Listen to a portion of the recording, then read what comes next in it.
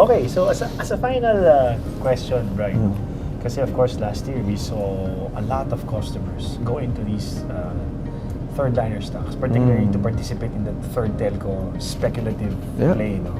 So, paano yun, pare? Kasi yung iba parang solid dyan eh. What's your piece of advice to those types of customers na may hawak pa? Yeah, I was asked for the same advice last weekend by a relative of mine. So, I discovered he's still holding his now. So, he's asking if I am to sell it, if he was to sell it already. So, for me, in my view, it's actually a sell.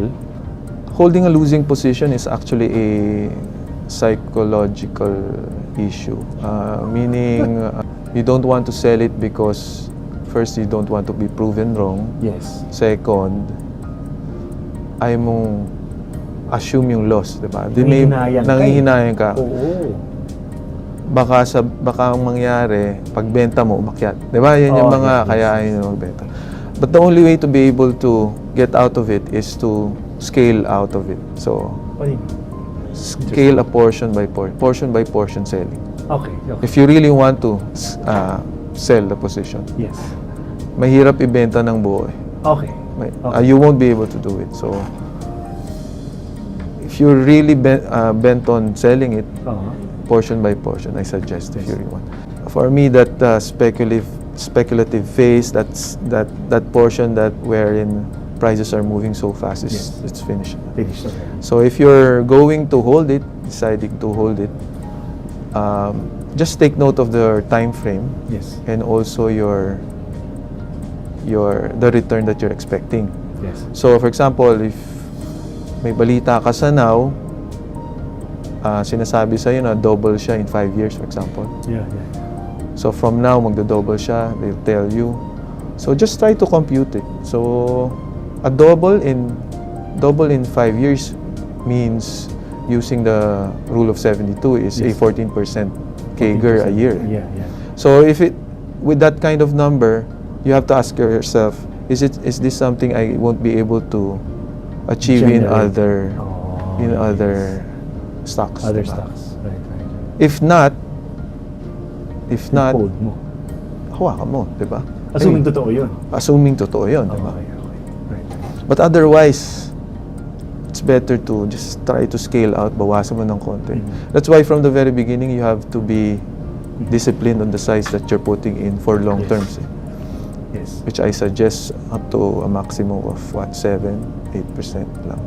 If you're going to really bet on something that's going to be a long-term bagger, that's how small it is that you should. Okay. Pero how about sa mga may hawak pa ng, kunyari yung ISM, may mga naglaro din yan. Okay. Are the charts similar ba? Parang nagkaroon ng shoot up. So may rush, may rush, tapos biglang nag-flatten out. Alam ko sila medyo nag-weaken na eh. But si ISM medyo... So it's going through, I think, possibly a reset. Okay. So the correction was from what? From 860 to 520. That's how much. So what to 30-40% correction. So I am suspecting a reset here. So meaning a big consolidation in the next 3 months at least. Okay. So that would be confirmed if this one breaks the 50-day EMA, kasi right now it's hovering above it. Okay. So people are still bargain hunting sa mga naiwan. So just make sure you don't give back too much. Kasi galing 180, di ba?